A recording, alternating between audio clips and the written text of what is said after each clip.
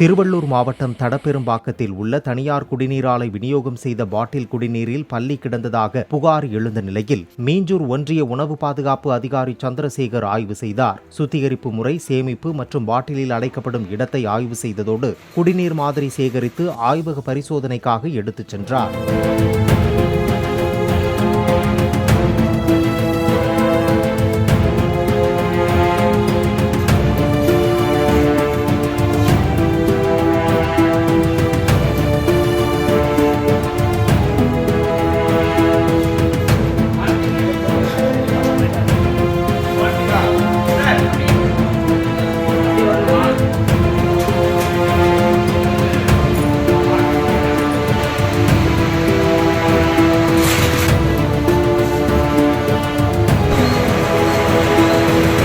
Play store மற்றும் app ஸ்டோரில் இருந்து பாலிமர் செயலியை QR கோடு மூலம் பதிவிறக்கம் செய்யுங்கள்.